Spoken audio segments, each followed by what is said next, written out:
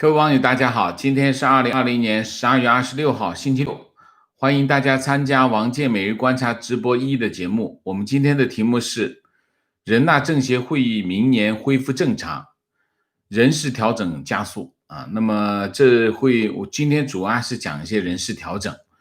那么先说新闻啊，人大常委会12月26号召开第24次会议。通过了13届全国人大全国人大代表大会第4次会议的决定，时间将于明年3月5号在北京召开啊。那么与此同时呢，这个政协召开这个委员主席会议啊，审议通过了这个召开第13届全国委员会第4次会议的决定啊，然后就是3月4号在北京开幕啊，这就是人大和政协就恢复到了明年，也就恢复到了一个常态。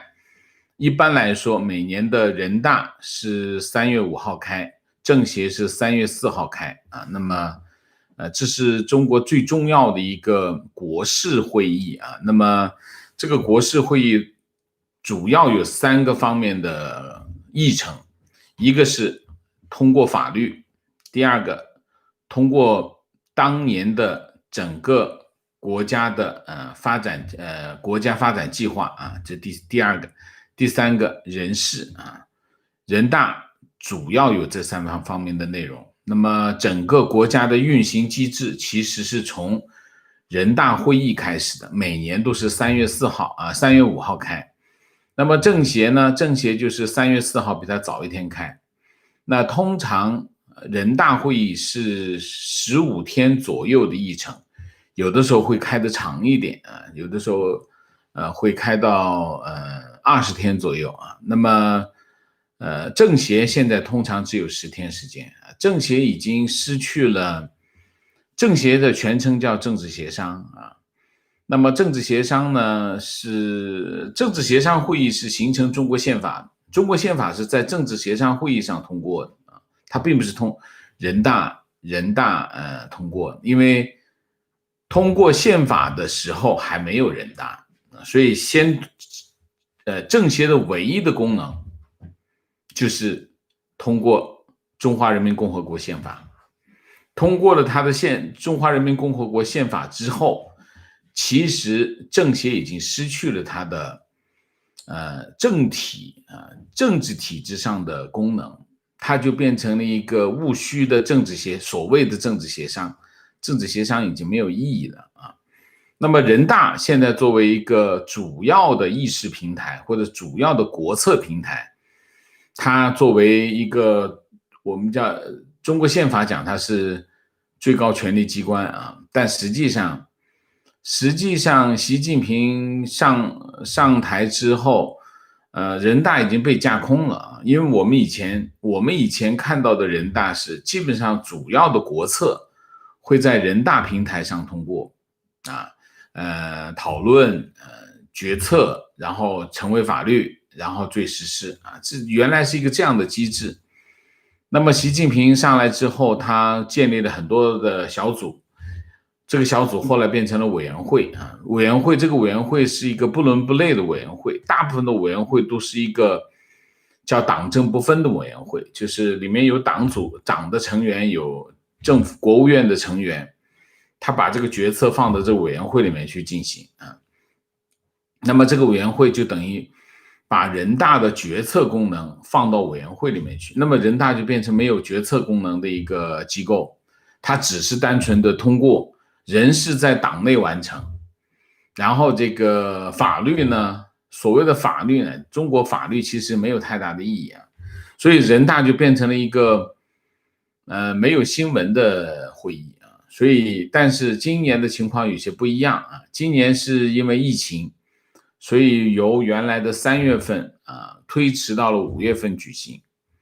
那么我们现在为什么要关注这个明年的人大，就是因为明年人大会不会正常举行啊？这个是个关注点，因为理论上来说，今年推迟了，明年现在中国一直讲它的疫情非常的控制的非常好，那明年就应该正常。如果明年不正常的话，那意味着疫情可能出现了不可控的影响发展。那么现在，所以它一定会正常进行啊，这个倒是不意外。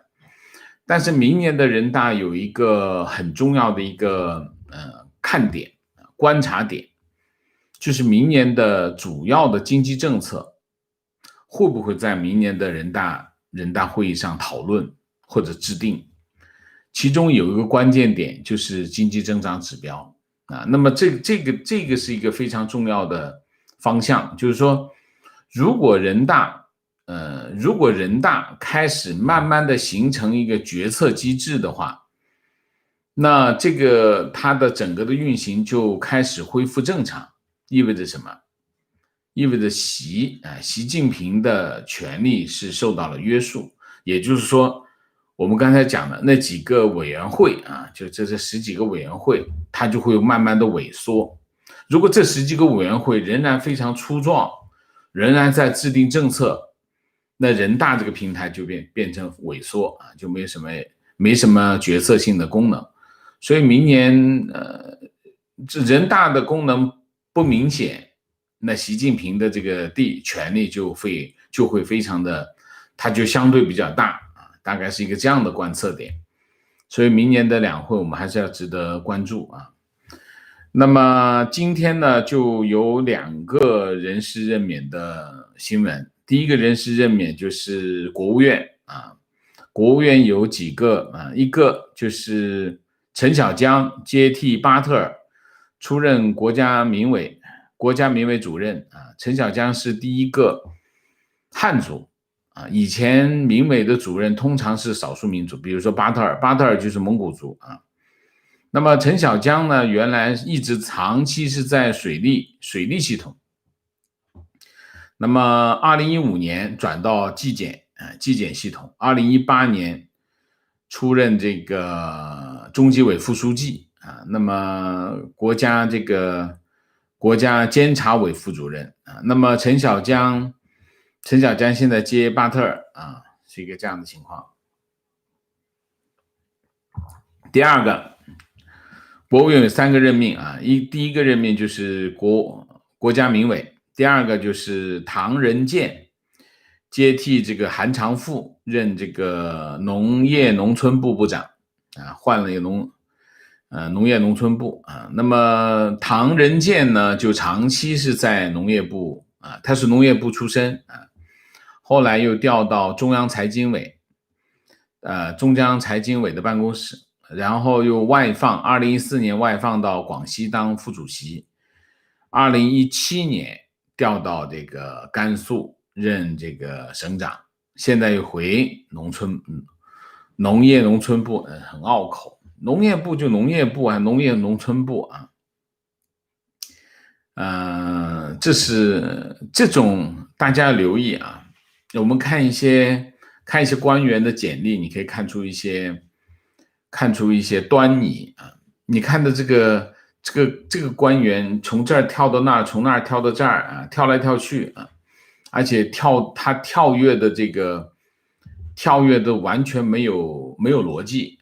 比如说从中央跳到地方，又从地方从这个地方从这个系统跳到那个系统，跳来跳去。通常这种人呢，是朝里有人，上面有人啊，因为通常这不符合一个人事调整的逻辑。你看的一个干部，他的这个履历是没有这个逻辑的，那这是朝里有人，就是好位置让他赶紧跑，是一个这样的情况。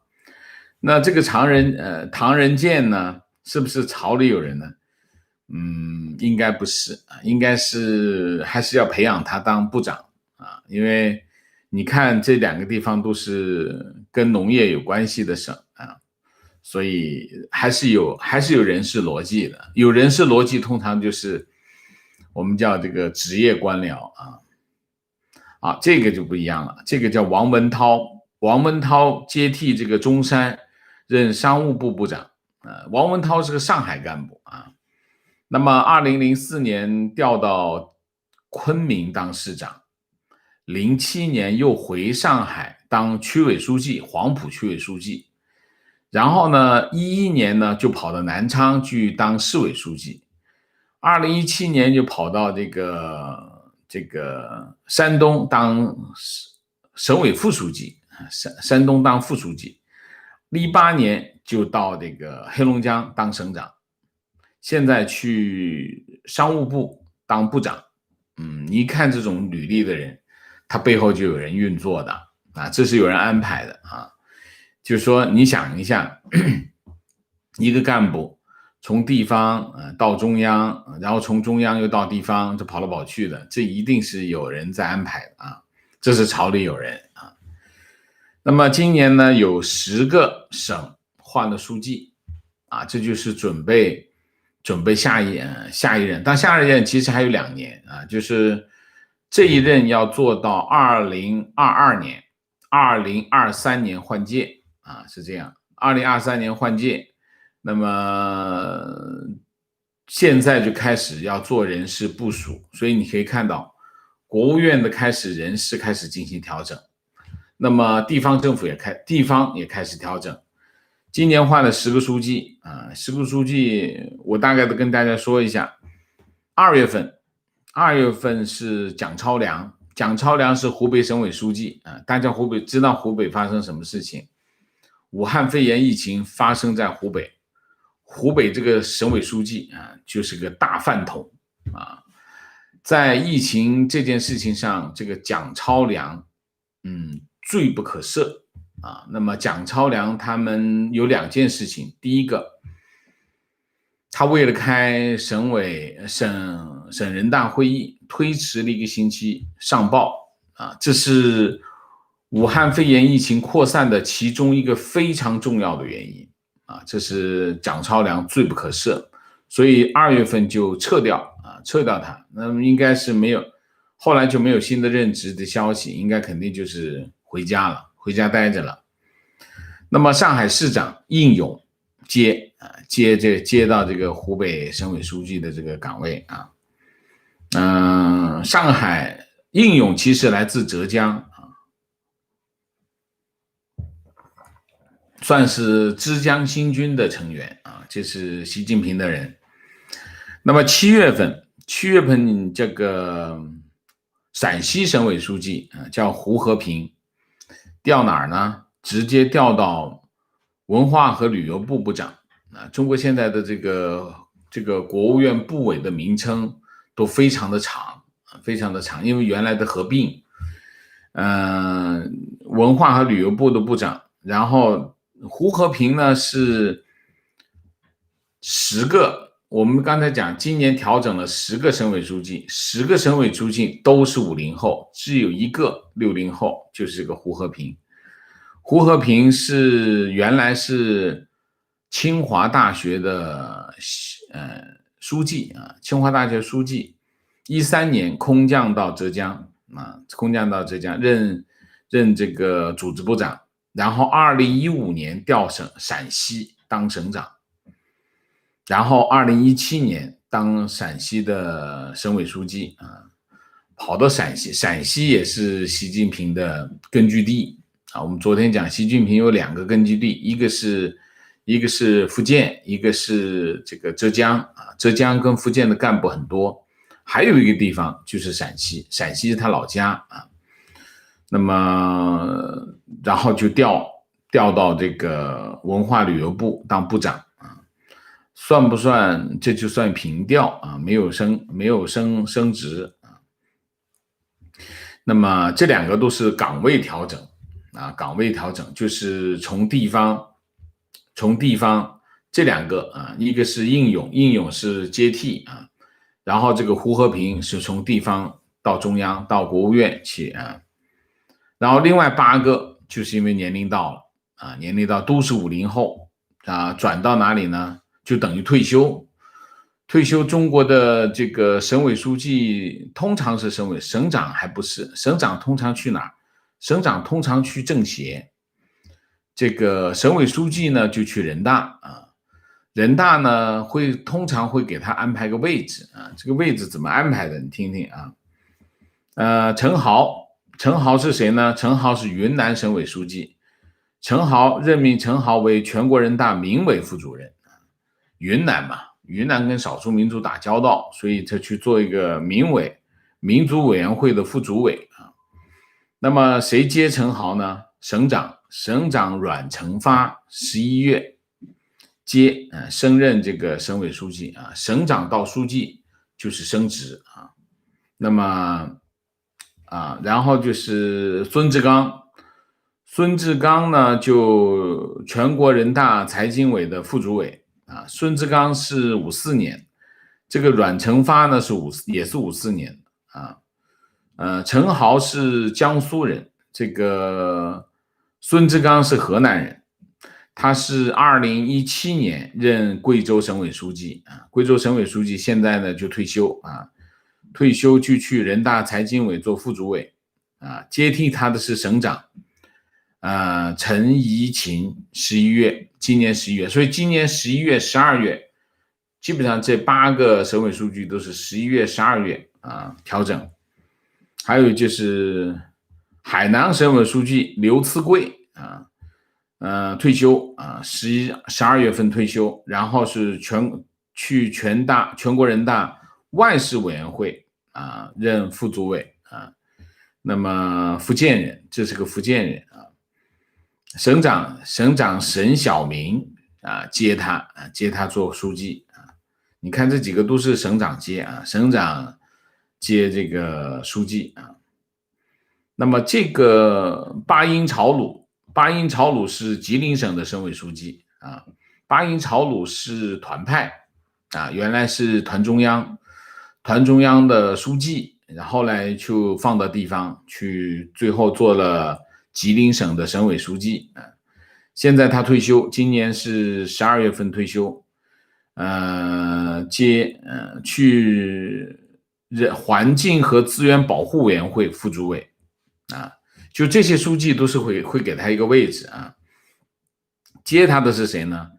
接他的叫景俊海就是原来的省长，就是吉林的省长，直接就调书记那么景俊海这个人有点特殊他原来是陕西省的一个副省长，他做了一件事情，然后这个事情做完之后呢，他就官运亨通做了一件什么事情呢？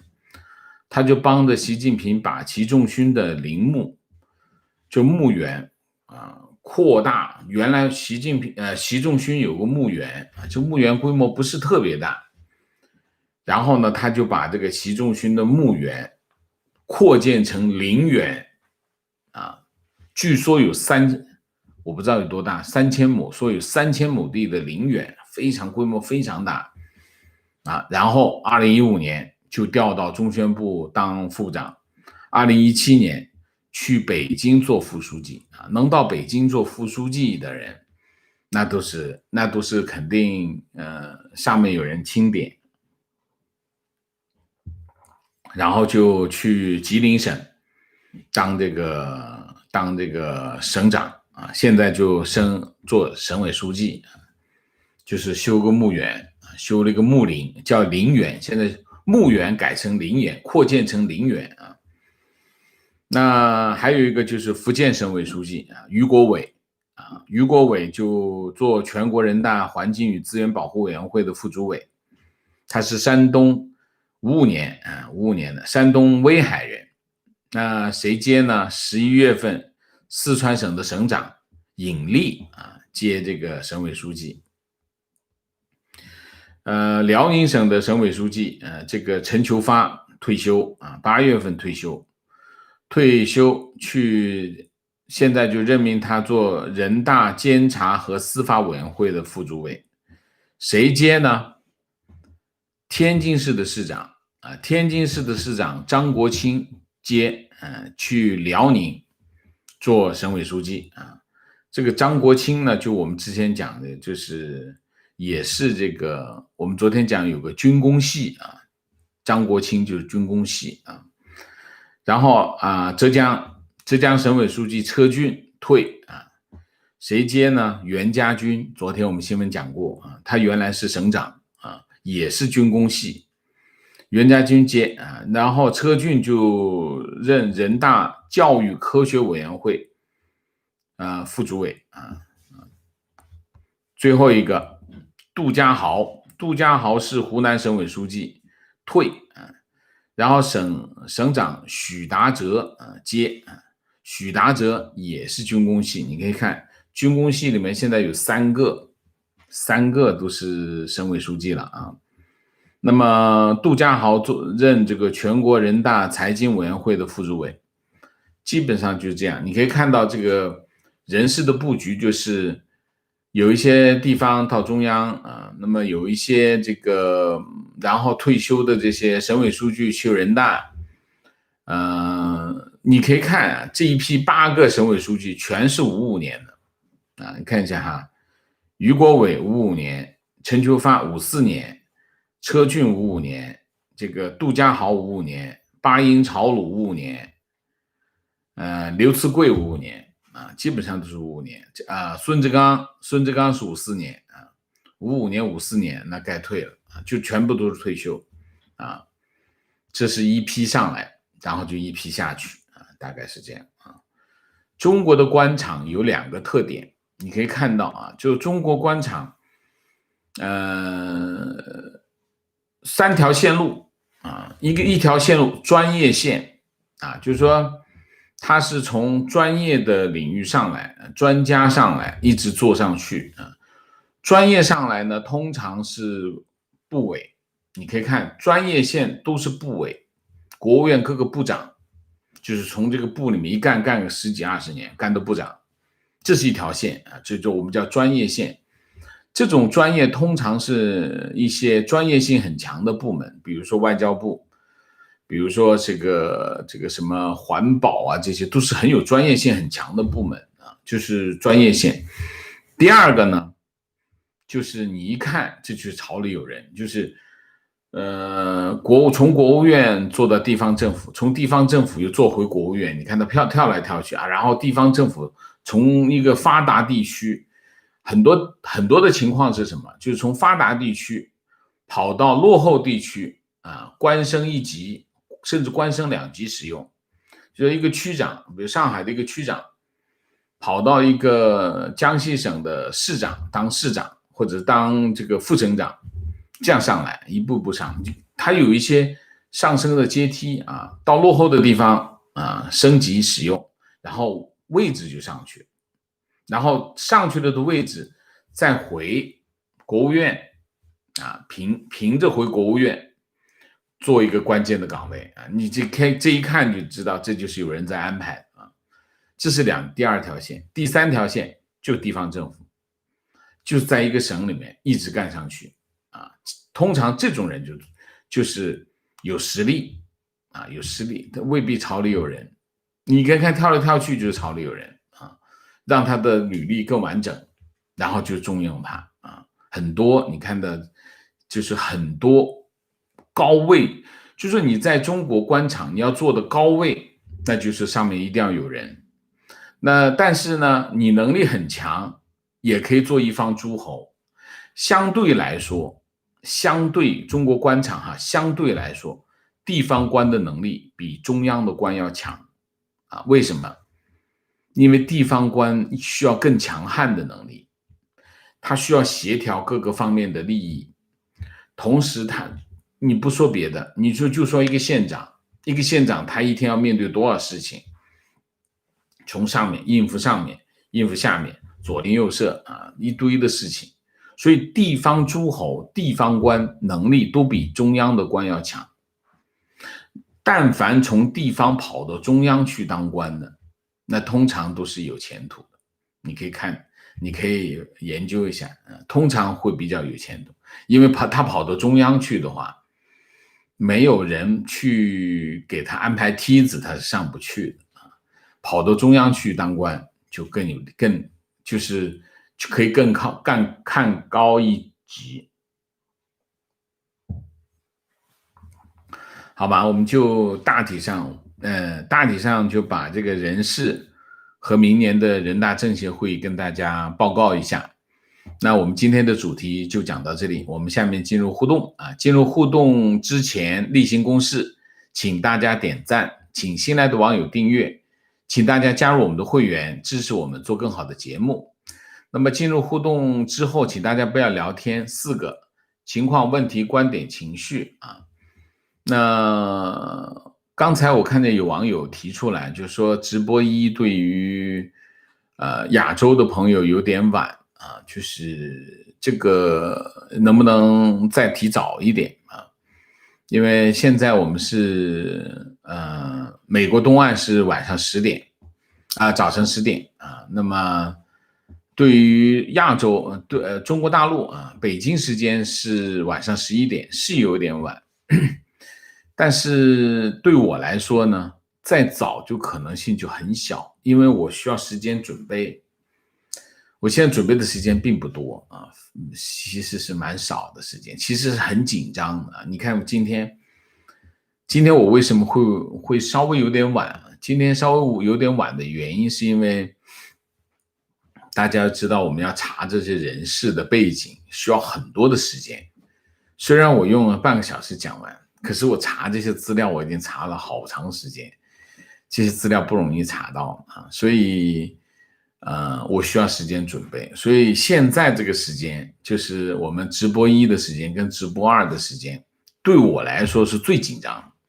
就是你是直播2也好，直播1也好，我基本上是已经就是边界了，已经到了边界，特别是直播1，所以我没办法调整。其实我很想能够再早一点，因为我知道对于中国大陆来说，晚上11点是有点晚啊，因为第二天还要上班，但是我没有办法啊，没办法，好吧？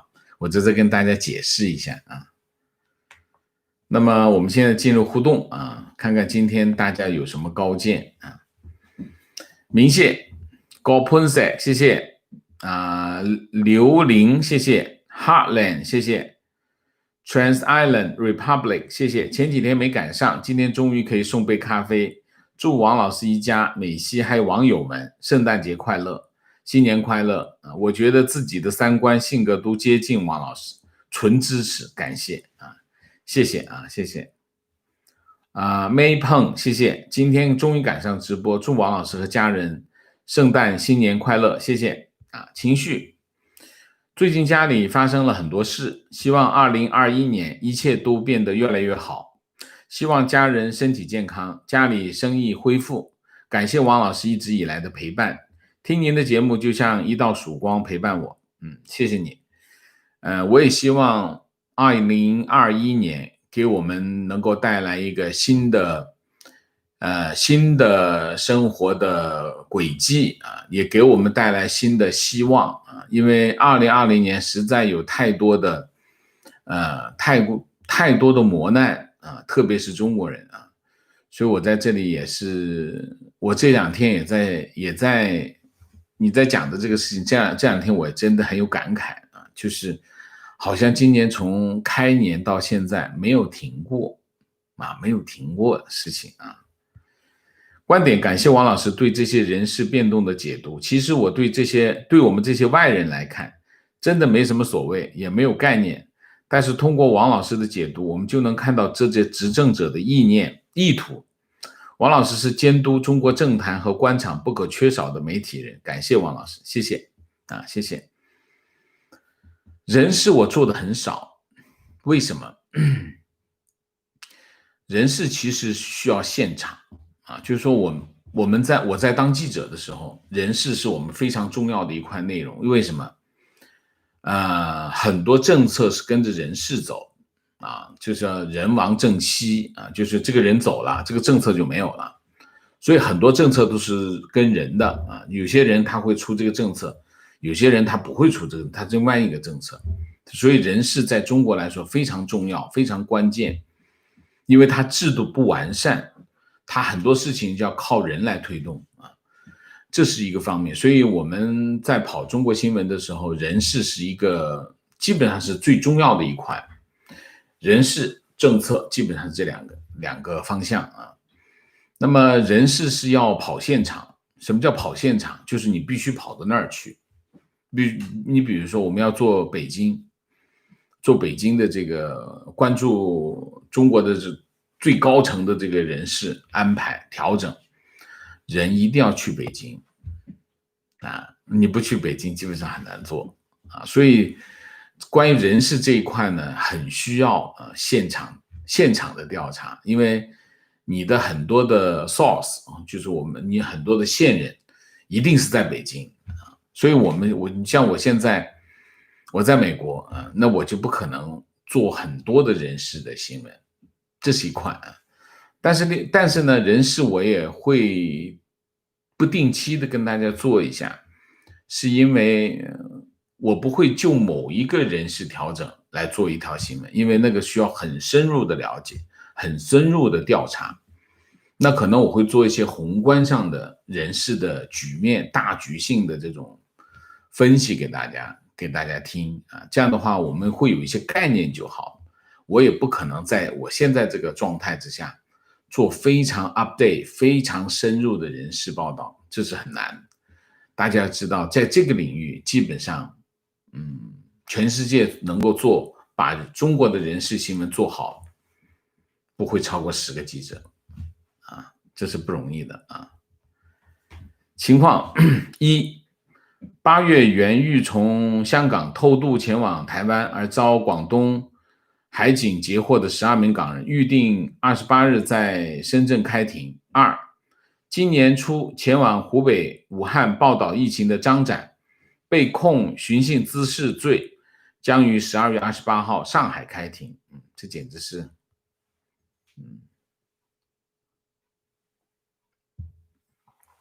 情况：芳芳日记在日本上市，媒体给予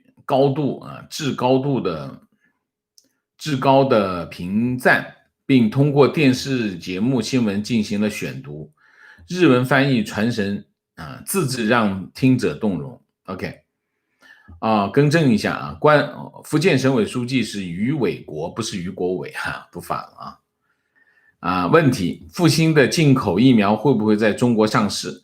政治正确会不会让国外疫苗被抵制？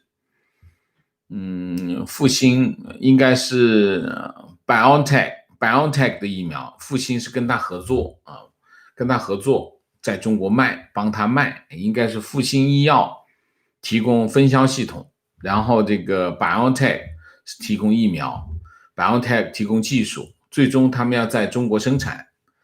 那么会不会在中国上市？应该会在中国上市，因为这件事情已经定了。那现在正在做第3期的临床那么临床完成以后就去申报政治正确，我可没有看出来政治正确在这件事情上有什么问题应该没有问题问题：北京在集中清理小产权房，别的城市近2年也会出现这种情况吗？例如上海、深圳，还是说由于北京的特殊性，只有北京才会出现？据说这个楼盘是压住了龙脉，所以死活要把它给拆了。所以我还是讲，习近平是把北京当作他的皇城就不能动所以当作皇城有2件事情，第一件事情驱赶低端人口那么北京从这个蔡奇上任第一件事情就驱除低端人口，第2件事情干什么？拆招牌你这招牌太大了，太亮了这是我的皇城，哪能让你们来做这种事情就拆招牌。你看这动作都跟习近平怎么看待北京这个定位有关系然后就是这个楼盘，就是被拆的这个楼盘，说是压住了北京的龙脉，所以要拆掉我相信是这个原因那么其他上海、深圳有没有这种情况？上海我不知道，深圳要拆违章建筑的话，或者拆小产权房，大概深圳有60%的房子都会被拆掉，如果是小产权房的话，因为深圳小产权房占整体房地产住宅供应的将近应该55%-56%吧，这个概念。如果你要全拆掉啊，深圳有一半以上的房子没了啊，所以我不相信深圳会发生这样的事。深圳我印象中是去年不知道前年吧，18年吧，就开始给小产权房转正啊，转什么正呢？就是你补交地价，我给你办红本，红本就是产权证。如果是这样的话，那小产权房就变成了商品房。这就很像什么？这就很像广东在做的事情。广东就经常干这种事情，就是变通，然后尽量的双方，你想这件事情多好啊，政府又能得钱，老百姓房子又能够套现，多好的事情啊！所以，我们经常讲，为什么广东经济发达？广东经济发达，你从这件事情你就可以看出来，广东的这个它地方政府的作为还是相对来说没那么蛮横啊，没那么蛮横。越往北，中国的官场的情况是越往北越蛮横，越粗暴，越低级啊。提问：书记是干什么的？一个城市最高行政长官就是市长。那用一个书记是监督的吗？大陆很多城市有时候好像市长在做事的时候是书记在管事，这算是中共的治国特色吗？问得好啊，问得好。每个政府啊，中共是一个党政不分的啊，党政不分是什么意思？就是党已经吃到政府里面去了啊！什么叫吃到政府里面去了？就是任何一个政府部门都会配套一个书记啊，比如说商务部部长啊，商务部就有一个党组织党组书记啊，那么比如说市政府就有一个市委书记啊，那么市长大还是书记大？书记大，书记管方向。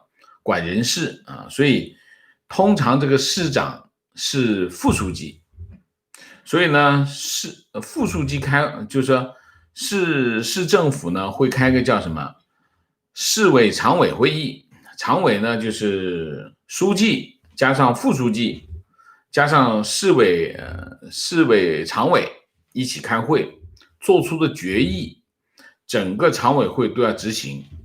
那么谁主持会议？书记主持，里面的所有的人都要听书记的。那你说谁大？一定就是书记比市长大啊！所以这里面就是党政不分，讲的就是这个。中共是怎么去作为一个独裁政权存在的呢？它就是这种模式啊。我经常讲，中国没有解决它的国体问题啊，就是说。按照共和国的机制，共和国其实作为一个最大的特征就是地方自治。什么叫地方自治？就是中央政府，全国人民选中央政府，选出来中央政府管国家事务。地方政府有地方，比如说省民选出一个省长啊，省政府；市民选出一个市政府，县民选出一个县政府，层层自治。就是自己管自己的事情，这就叫共和。共和什么意思？共和从政体的角度就是这个意思。那就其实没有隶属关系，就是说省政府，市政府并不隶属于省政府。从中国的宪法也是这样啊，很清楚，省政府归省政府，市政府跟市政府，全国。国务院制定全国的政策，省政府制定全省的政策，市政府制定市的政策。但是中共现在你看，中共像一个帝制，帝制就是中央政府一直管下去，管到你的县政府，能一直管下去。那怎么实现的呢？你本来不是已经地方自治了吗？它实现的模式是什么？其实是由党的系统管下来的，就是他用党把市委就是说党的系统吃住政府的系统，然后党呢是个一元化的管理，就一头就是从上一竿子插到底。那么通过他党系统的一竿子插到底，他就成功的实现了帝制。所以中国其实现在的国家形式不是共和，是帝制帝制。所以书记的角色是什么？书记的角色才是真正的一个省、一个市、一个县的老大但是做事的是谁？老大负责决策就是省委书记做决策，执行是谁？执行是省长市政府去执行。但是呢，每个部门还是有书记，理解吗？所以他就是用这种方法来控制政府，所以中共像一个什么？像一个我不知道怎么说，有点像一个蚂蟥吸附在政府的，但是这个蚂蟥实在太大了，这蚂蟥非常的大那么四中全会做了人事叫机构改革，机构改革是强化了就是党中共对政府的控制，他甚至很多中共的一些机构和党的就是说中共的机构和政府部门合署办公甚至把这个很多政府的一些职能划到党的那部分去，就让它深度的结合这是四中全会干的事情观点：中国是个人制社会，所以中国是个人治社会，所以人事变动才显得攸关重要，非常正确。情绪共产党假理性、无神性无神论，不信鬼神，高层一个个又迷信风水，当真可笑。对，就是这样，就是说，其实从根本上来讲，就叫说一套做一套，欺骗起家，然后就一直谎言治国就是一个这样的东西提问：王老师能简单介绍一下对中国政局人事见解深刻的人？你说的是什么？中国政局人事见解深刻的人，我不知道你在问什么。你说记者吗？你应该看不到了，都已经退了都已经不当记者了所以现在的在前面跑的记者我已经不认识了现在，然后当然现在你可以看到在 YouTube 上面，在这个推特上面，或者在一些报纸媒体上面写文章的一些，那个叫政论家政论家对中国政局他会有一些分析和我们当年讲的这个人事报道那不是一个层次基本上不能够比这些你看到的特别是像这个 YouTube 上面的这些或者是一些网站上面这些政论家三七开吧什么叫三七开三分有影子的事情，7分是没影子的事情，大概是这样所以但是对于普通的读者来说，他分不清楚哪是3哪是7，这是最大的问题你们如果你在网上或者在 YouTube 看到一些跟这些有关的这些讲故事，你就当故事听也可以，也没关系，但是别当真就是了因为什么？因为特别是海外是不可能做到就是一个人是做到那么深入的，那是不可能的事，那是绝对不可能，而且一做10年8年干这种事情，那是不可能的事情那已经脱节都不知道到哪去了。观点：进口的1亿支疫苗应该跟老百姓没关系。1亿支疫苗5000万人次注射，我认为就是1000万核心党员加4000万家属，老百姓被忽悠的愁美，我们1支都打不到。我不同意。为什么？复兴是要挣钱的啊。那你说啊，那个就是党员去党员，那你也太高看共产党对党员的这个，党员也不过是实现党中央的这个政治任务的工具而已，党员根本不是啥啊，所以你把党员想多了啊，还是官员吧，官员可能会掉，但是官员有多少？没多少啊，就是那些高级干部啊，高级干部肯定是会给他们准备，这个没有疑问，但是那有多少？没有多少。我们看待一件事情，我们不能够口号优先啊，口号先放到前面去。我们要看待到底这是件什么事情，就事论事比较好。因为我觉得，很多人上来就说我反共，所以呢，我的观点是对的，其实这不靠谱啊。最重要的是什么？我们的判断，第一要有事实依据。第二，符合逻辑，你这个观点才靠谱啊。观点：12月26日是毛泽东的诞辰，不叫诞辰，叫明诞啊，因为他已经死了不叫诞辰啊，人活着叫诞辰，人已经死了叫明诞啊。在中国，这个日子会变成一个喜庆的日子，大批官员和民众到毛的老家去朝圣。12月25号是西方的圣诞节，26号是中国的毛诞节。中共号称是无神论的政党，却还是需要造神来愚民和统治民众。当然，中共控制民众的最大的办法是利用恐惧，民不畏死，奈何以死惧之。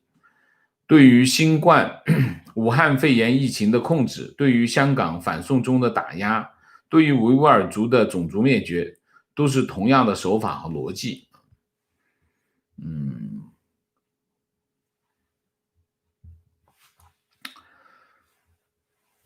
怎么说呢？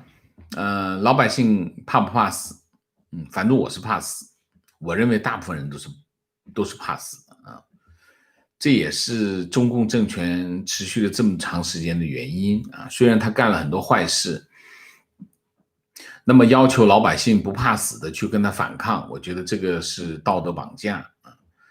真正不怕死的是非常少的人啊，那也是获得大家的敬仰的其中一个原因啊。所以要用不怕死的态度去面对这个政权不容易啊，不容易。所以我们经常看到有一些因为反抗啊被中共打压、被中共迫害的人，我们要支持他们，我们要尽我们的能力去支持他们，其中就是这个原因啊。怕死，我认为怕死并不羞耻，这是人的本能啊。如果你说上来就说我不怕死，不容易，做到这一点是不容易的啊。观点：今天的话题有点意思。记得文革的时候，我妈天天看报纸上的官员名字排位，谁出来了，谁不见了，谁在前在后，以此揣测形势的走向，天天盼文革早日结束啊。对，官员在报纸上的排名是有讲究的，这是媒体人的一个非常重要的叫什么政治素质，就是你排错啊。以前曾经有过一些很重要的一些错误，比如说李鹏总理变成李鹏总经理啊，这出现这样的错误，这些编辑都下场很惨啊，这就是中国的荒谬啊。提问：经常听说中国的官员如何愚蠢，如何腐败无能，但是他们当中有相当一部分的履历看起来很出色，先是名校毕业，然后在体制内的某一专业工作多年，之后又当上官，那么这些人的主政能力究竟行不行呢？我无法接触到这些官员，也难以判断，根据新闻来判断，不知道王先生是否了解他们的真实水平。这里有3个问题3个问题。第一个问题就是官员本身官员本身他能力怎么样，这是第一个问题。第二个问题就是很厉害的官员是不是他的政策都很好这是第二个问题。第三个问题就是中国的政策的产生的模式是这样就是你可以看到很多的，所以这些都是一系列的你才能够判断官员、政策、结果这3者之间的关系那么在中国跑出来的有很厉害的人有一些非常厉害的官员，有些能力很强，有些履历很好。履历很好是什么意思？就是他非常有经验，他各方面的经历都有，他可以帮助人成长。履历其实很重要，对一个人来说，你的履历很重要，因为它反映你的知识结构，反映你的工作经历、工作能力有些人履历很好，有些能力很强有些很有背景。那么把这3件事情全部放在一个人身上，这个人就会跑上去那么所以比如说你像朱镕基朱镕基能力非常强他履历也很好，国家纪委出身。国家纪委是什么？国家纪委就是小国务院月坛南街国家纪委那个大楼一栋大楼，那里面的人全是国务院的精英。他在里面我印象中当到一个局长然后调到上海去当副市长。你想想这是个什么人？这是肯定是人中之龙，他的确表现出他的能力我听过他2-3个就是报告，就是录下来的报告，我听过2-3个。那现场那个活跃，气氛活跃，谈笑风生，没有讲稿，直接讲2钟头。江泽民也是这样，江泽民也是直接开大会，上来讲2个小时，不需要讲稿，啪啪啪啪啪，非常又生动，又有逻辑而且讲得非常的清晰这都是很有能力的人。你比如说像戴相龙也是一个我接触很多这一类那个时代的官员他们能力是很强但是呢也有很蠢的，就是那种靠关系上来靠出身红二代、红三代，蠢人比较多典型就是李鹏是个完全没有能力的人，就是完全没有能力。基本上你可以李鹏但是李鹏有个优点。李鹏什么优点呢？李鹏怎么说呢？李鹏会搞人事他当总理的时候，每一个处长的提拔他都会过问，而且会问得很细。他管的处长，所以他能管国务院的原因有他的过人之处。那么有些人能力很强，有些人每个官员有不同的风格。比如说朱镕基的风格他很强悍，他当常务副总理的时候，他可以把这个部长骂哭的就我说的那个戴相龙就被他骂哭就可以骂哭部长。你想想什么情况？所以他非常的强悍。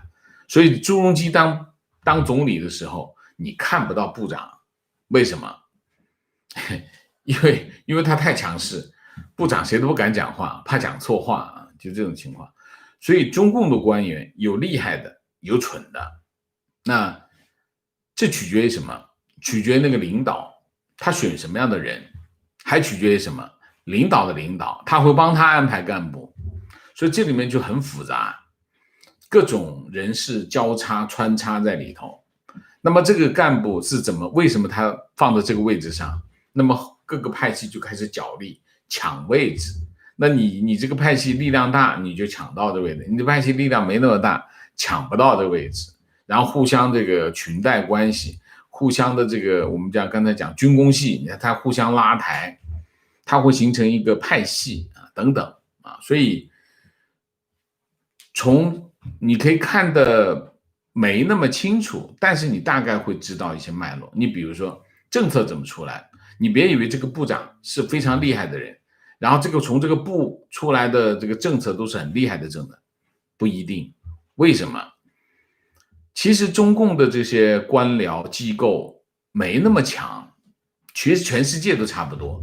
一个政府部门它资源有限，你一个处长、一个处、一个正处长、2个副处长，再加三个科员，就差不多这么多人。你国务院的各个部门差不多一个处就是一个这样5、6个人、6、7个人这样子啊，你不可能太多人，太多人的话，你这个部委得多少人？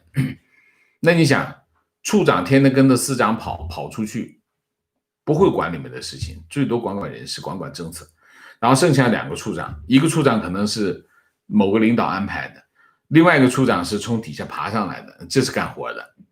然后3个科员，一个快退休的老头，一个刚来的大学生，另外还有一两个骨干。但是这个处管的是什么？全国的政策，全国的政策就这个处定。你别以为有多么厉害，没那么厉害。那么这个政策怎么来？政策，我们比如说我们讲发改委吧，发改委有一个处，管煤炭价格、煤电价格的处，多厉害啊！你想想，煤电决定全国煤矿生死就他定。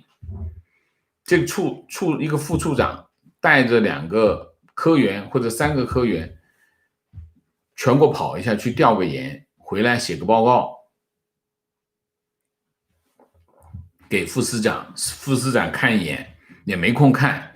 这些中央的这些官员，要么跟着领导出国跑这跑那，要么干嘛开研讨会，拿这个演讲费。他没有看，就是半个小时看完报告，行，差不多给司长哪有时间看过了是吧？有没有问题？没什么问题。开会的时候就问一嘴。有没有问题？没问题，大家提个意见。你先说说大体什么事儿，讲完之后大家没意见，签了，交给什么？交给部长会议。通常现在就有个部长会议、部长常务会议。部长常务会议交到部长常务会议每个月每个星期开几次？这个报告一交上来。部长先给副部长看，主管的副部长看完之后，在会上报告一下，那就过就印发文件就出来，全国就这么定。你以为这个政策是怎么来的？就这么来的。其实谁定的？就是那几个处长、那个副处长和几个科员定的。为什么中国会出那么多混账的政策？因为它完全没有，它有一个正常的国家应该有的2件事情。第一件事情什么？你一定要问，一定要去考虑业者的利益，业者他们是什么想法、什么要求，这是第一个，非常重要。第二个，你一定要去咨询什么？社会的治理，社会治理。那这2个你往中间，这边是业者的利益，这边是各个研究机构啊，社会治理，他们在分析这件事情。这2个提出来放到一起来，政府根据这2个来制定政策，问题就不会出太大。但是中国没有，完全没有。为什么？独裁啊！等这个政策出了问题之后，万一这个政策一出问题，司长先跳出来摁住，不准说，先把这个政策执行再说，摁住反对声音全部摁住，然后过一段时间，等这个风头过去了，再悄悄的改过来。中国的事情都是这样的事情，中国的官员都差不多是这样。所以你别以为那个部长这个非常的厉害，就不会出这种政策，一样都会的啊。所以不是腐败无能的问题啊，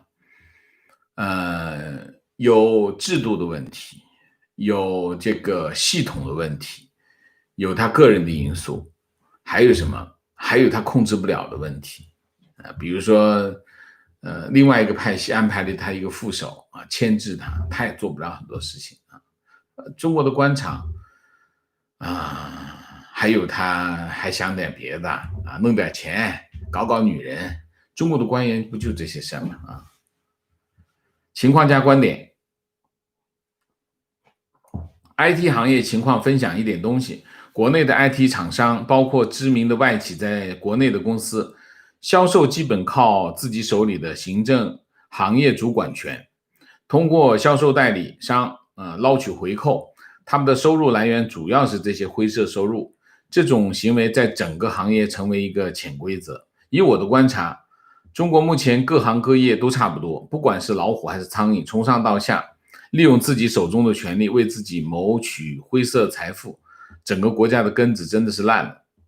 这就是从政府到机构到商业机构一样，都是一样。我印象中，腾讯也好，阿里巴巴也好，都抓过人啊，都抓过这些情况啊。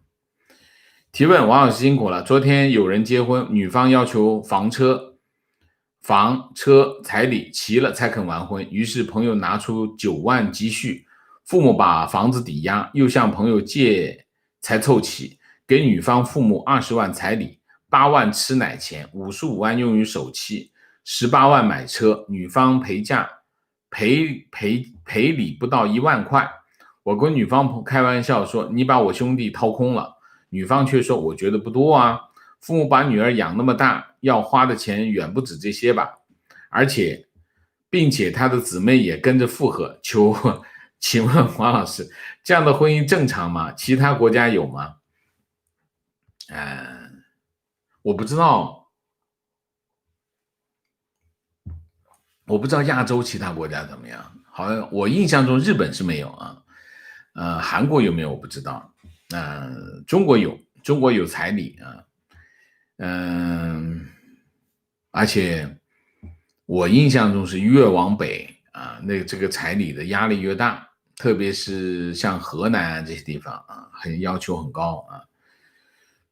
正常不正常啊？这是民俗啊，就是说彩礼是一种民俗，民俗的东西呢，它是一个延续。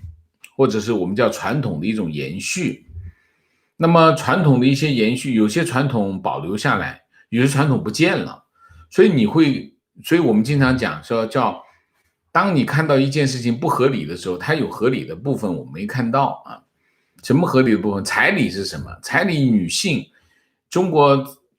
我们以前中国社会是个父权的社会啊，那么女性是嫁到男家，女性是没有地位的，所以她基本上就是个男性的，她就是个妻子是丈夫的附庸啊，基本上你可以把它卖掉啊，所以她作为一种财产，为什么会有彩礼？从经济的角度来看，这其实是一种交换，就是说，他把自己的女儿交给你啊，你可以任意驱使，然后我要付出代价啊。这是一个买卖，也是个交易啊。那么当然，这个风俗有一个彩礼，这个风俗其实是有社会背景。我刚才讲的社会背景就是女性是男性的一个附庸啊，那么妻子是丈夫的一个财产啊。那在这个背景之下，那才会有彩礼。但是这个社会已经发展到今天，这个社会已经不是这样啊，所以你能把你老婆卖掉吗？不会吧，你通常是被你老婆卖掉啊，所以这个情况已经不存在了。但是彩礼却保留下来，保留下彩礼的其中一个原因是什么？其中有一个原因就是贫困、穷，除了穷没有别的理由，就是当这个家庭已经没有其他的办法获得财富的时候，女儿就变成他唯一获得财富的一个根据啊。那么这里面就是其实最关键的不是对方的父母，最关键的是这个女儿，就是跟他结婚的这个太太，这个太太才是关键啊。如果这个太太她不搞清楚这个状况的话，那么这件事情就不会改变。如果这个太太坚定的站在自己父母一边啊，那这件事情就变得不可调和，你要么分手，你要么就付彩礼，就是这个啊。所以贫困其实真正的凶手是谁？就真正的掏空这个夫家的这个凶手是谁？不完全是这个女方，因为他可能他有个弟弟，还需要娶老婆，他们还要这个彩礼可能还得付出去的，是可能要付更多不一定啊，所以这里面就有一些，但是真正让这件事情持续现在掏空这个夫家的其实是贫困这件事啊，严重的贫困啊。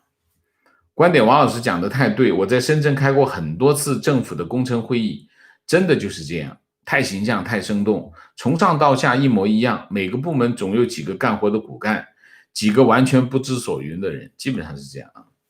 观点我见过一个事情，北京制定快递标准部门的一个领导在发布一个政策前，先开个公司，提前做好准备，准备好了再发布这个政策，然后获利啊，这就太多了，这种事情就太多了我们尽快的讲一下啊。观点：中共的统治给海外华人的形象带来负面影响，已经是不争的事实。在海外的华人应该摒弃暗示中共色彩的中国人意识形态认同，改称汉人或者华夏等分开，并努力让国际社会形成共识。此举可以减少大量的误会。我们在网上经常可以看到很多，你不要骂中共啊，骂中共的话，这个海外华人会被歧视啊，会被怎么样这种言论啊，我是这么觉得啊，就是说，这里面基本上是以个体为主，你在你所在的国家，或者你在你所在的社区，或者你在你所在的公司，你的处境取决于什么？取决于两件事。第一件，你是怎么做的，这是第一件事。第二件事，你跟什么人在一起，取决于这两件事。跟我们在网上听到的这些言论，老实讲，真的没有一毛钱的关系啊。如果你是一个谦君子，受到大家的欢迎，是不会受到这些干扰和影响。如果你本来就是讨人嫌，那别人讨你嫌，别人对你的反应就是因为你罪有应得，没别的。所以在这个问题上，我觉得那种上纲上线是没有意义的啊。观点：我去年看电视发现200斤的体重有点超标，于是就感觉他哪天会不会因为脑血管和中风而下台。但是最近看他新闻发现他脸上横肉少了不少，看来200斤很重视他的身体状况。习近平应该中风过我印象中是19年，我忘记是哪一年，阅兵的时候左手敬礼是右手抬不起来，所以他应该是中风过。那么体重我没有发现他有很大的改变情况：今天是老毛明晨微信朋友圈一个大学老师发了一个赞美老毛的文章，感觉很失望。对恶沉默就算了，还赞美恶，这是知识分子的丑恶嘴脸吗？王老师可以讲讲信仰和毛崇拜的现象。今天是12月16号，中国毛崇拜好像很严重，未必那么严重，有这种情况。但是你说大学老师他崇拜什么鬼呀？他都没见过，啥都没见过，崇拜什么？真正崇拜的是什么？就是当年红卫兵。你现在看的起哄的全是当年红卫兵，除了当年红卫兵起哄的，其他都是五毛。你看的那是假象我不认为是有这么普遍的崇拜，只有红卫兵崇拜。红卫兵再往下的那些都已经没感觉了这都是中共造的局。王老师节日快乐，感受：我从去年11月看直播，感谢王老师的付出。我从王老师1年多的直播中学到如何解读中共的新闻、行为、意图，这也是我之前一直困惑的地方。谢谢谢谢你情况：身在北京，疫情四起，而朋友从外省来说没有听到任何相关信息。与此同时，北京表示原则性不让出京，想说有什么意义呢？是。